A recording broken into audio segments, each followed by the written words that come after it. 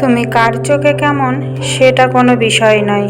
তুমি ভগবানের চোখে সুন্দর বলেই তোমাকে দুনিয়ায় পাঠিয়েছে। এর চেয়ে বড় আর কিছু হতে পারে না। তাই লোকে তোমাকে কে কী বলল তা ভেবে কখনো কষ্ট পেও না। বরং কেউ কিছু বললে সেই স্থানে মুচকি হেসে সেখান থেকে বেরিয়ে এসো। দেখবে সব সমস্যা সমাধান হয়ে যাবে। এটাই ভগবান শ্রীকৃষ্ণ বলেছেন। একটা স্বামী তার স্ত্রীর কথা না শুনে তার ওপর তার পরিবারের কথা শুনে অত্যাচার করতে থাকে। তার স্ত্রীর কথাটা শোনার প্রয়োজনই মনে করল না। আরে বাবা, আগে দুজনের কথাই শোনো, তোমার পরিবারের কথাও শোনো, তোমার স্ত্রীর কথাও শোনো, উভয় পক্ষের কথা শোনো কে কি বলে, তারপরে সেই স্ত্রীকে শাসন করতে এসো। আগে শুধু নিজের পরিবারের কথা শুনে স্ত্রীকে শাসন করতে এসো না, কেননা তারও কথা শোনার কিন্তু তোমার অধিকার আছে। শুধু পরিবারের কথা শুনে তুমি বউটাকে অসম্মান করবে তা তো হবে না। তোমার স্ত্রীরও তো অনেক কথা বলার থাকতে পারে। শুধু তুমি পরিবারের কথা শুনে তার উপর অত্যাচার করলে তো তা কী করে হয় বলো তো? আগে উভয় পক্ষের ভালোভাবে শোনো, তারপরে তো বিচারটা করবে। বিচারক তো তুমি যদি সেই ঠিকঠাকভাবে বিচারই না করো, তাহলে কি করে তোমার সংসারটা ঠিক করে থাকবে বলো তো? ঠিকঠাক থাকবে তো সংসারটা ঠিকঠাক রাখতে গেলে শুধু তোমার নিজের পরিবারের কথা শুনলে হবে না, তোমার স্ত্রীর কথাটাও মন দিয়ে শুনতে হবে। সেই মেয়েটা কিন্তু শুধু তোমার দিকে তাকিয়েই সেই বাড়িতে পড়ে থাকে, অন্য কারোর দিকে তাকিয়ে নয়। তো তাকে অন্তত তুমি সম্মানটা দিতে শিখো। তো সম্মান দিতে গিয়ে পারলে তুমিও সেই সম্মানটা কিন্তু পাবে। তো দেখো, আজকেও কাজ করতে করতে তোমাদের সাথে অনেক বক বক করে ফেললাম। তো তারপরে দেখো, এই যে এখানে এই কাগজগুলো পাতাচ্ছি, এখানে রাখবো। ঘরের থেকে ফ্রিজটা নিয়ে এসে এখানে রাখবো। তো ফ্রিজটা তো গেছে নষ্ট হয়ে, তো শুধু এই ডিপটাই একটু কোনো রকমে কোনো কিছু রাখা যায়, তাও ঠিকঠাকভাবে রাখা যায় না। তো তার জন্য ভাবলাম যে ফ্রিজটা বাইরেই নিয়ে আসি। ঘরে রেখে ঘরেও জায়গা নেই আমার একটুও, ঘরে এটা ওটা তো ভর্তি হয়ে আছে। তো তার জন্য ভাবলাম যে ফ্রিজটা এখানে রেখে দেবো। তো দেখো, তার জন্য এই জানলাটা কিন্তু আমার আটকাতে হবে। এখন জানলায় কিন্তু আমার কাঁচ লাগানো নেই।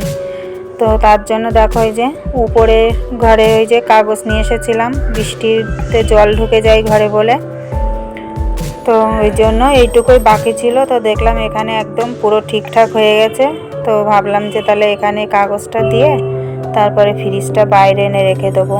আবার এদিকে এই যে যেদিকে দেখছে যে পর্দা দেওয়া আছে, এই দিকটাও ভালো করে আটকে দিতে হবে, নয়তো এই দিক দিয়ে সূর্যের আলো ঢুকে ফ্রিজটার কালারটাও নষ্ট হয়ে যেতে পারে। তো দেখি ওদিকটা পরে করব। তো এখন এই ফ্রিজটা বের করব বলে দেখো, বড় মেয়ের আমি লেগে পড়লাম কাজে। তো ওরা দুই বোন মিলে ফ্রিজটা বের করে দেবে। তো আর আমি এখন এখানে এই জানলাটা আটকে দিচ্ছি। তো এই জানলাটা আটকে না দিলে জল তো ঢুকবেই। গলাটা কেমন করছে। তো দেখো, জানলাটা কিন্তু আমি পুরোপুরি একদম আটকে দিলাম, এটা আর খুলবো না, কেননা ফ্রিজ থাকলে এখান থেকে খোলাও যাবে না। তো তার জন্য একেবারে আটকে দিচ্ছি, নয়তো জল ঢুকে ফ্রিজের গায়ে জল পড়বে। তার জন্যই ভালো করে আটকে দিচ্ছি। তো দিয়ে তারপরে ফ্রিজটা নিয়ে আসবো। ফ্রিজটা নিয়ে এসে তারপরে ফ্রিজটার ভিতর থেকে সব পরিষ্কার করতে হবে। অনেক দিন পরিষ্কার করাও হয়নি। সেই খারাপ হয়ে যাওয়ার আগে জিনিসপত্র যেগুলো ছিল সেগুলো তো সে বের করে নিয়েছিলাম নষ্ট হয়ে যাবে বলে, তারপর আর ফ্রিজটার পরিষ্কারই করা হয়নি। তো দেখো, এখানে একটা কার্পেট পেতে দিলাম। তো বেশি বড় কার্পেট আর নেই, এইটাই ছিল, তো এইটাই পাতিয়ে দিলাম। দিয়ে জায়গাটা দেখো এবার মুছে নিচ্ছি। মুছে নিয়ে এবার এই জায়গাটা আগে ওদের বললাম যে তোরা আগে ফ্রিজটা বের করে দে। তো দেখো, এই যে ফ্রিজটা বের করে দিল। পিছনটা একটু পরিষ্কার করে নিলাম, গাটাগুলো ভালো করে মুছে নিয়েছি। তো এবার এই ভিতরে যেগুলো আছে সেইগুলো এবার বের করব। ভিতর থেকে বের করে সব এবার ধুতে হবে। তো দেখো এই যে এক এক করে সব বের করে নিচ্ছি। ওদিকে গাড়ির চাকার জন্য দরজাটাও খুলতে পারছি না ঠিক করে। তো বড় মেয়েকে বললাম যে একটু দরজার গাড়ির চাকাটা একটু ঠিক করে দে, নয়তো দরজা খোলা যাচ্ছে না। তো ও এসব আর একটু গাড়ির চাকাটা ঘুরিয়ে দিল। আমি তো ঘোরাতেই পারছিলাম না, ভয় পাচ্ছিলাম যে কি হয়, যাবে কিনা ওদিকে। তো দেখো তারপরে এই যে সব নিয়ে বসে পড়লাম ধুতে। তো আজকে চান করতে করতে একদমই বেলা চলে গেছে। তো এই সমস্ত সব কাজকর্ম, একটা কিছু কাজ মানে নতুন আলাদাভাবে কিছু করতে গেলে অনেকটা টাইম লেগে যায় এইসব জিনিস পরিষ্কার করতে গেলে।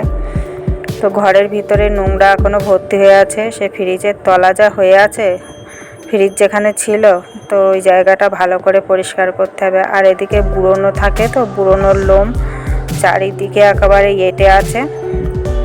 তো সেই সমস্ত সব পরিষ্কার করব, তো সেগুলো তোমাদেরকে দেখানো হবে না। তো দেখো এই যে ফ্রিজটাই পরিষ্কার করা পর্যন্তই তোমাদেরকে ভিডিওটা শেয়ার করেছি। তো আর বেশি কিছু তুলতে পারিনি। তো আজকের মতো ভিডিওটা এই পর্যন্ত রাখছি। আমার ভিডিওটা তোমাদের কেমন লাগলো অবশ্যই কমেন্ট করে বলো, আর ভালো লাগলে লাইক কমেন্ট শেয়ার করো, আর আমার পাশে থেকো। তো আজকের মতো এই পর্যন্তই, আবার আসবো একটা নতুন ভিডিও নিয়ে। তোমরা সবাই সুস্থ থেকো, ভালো থেকো, সাবধানে থেকো। টাটা।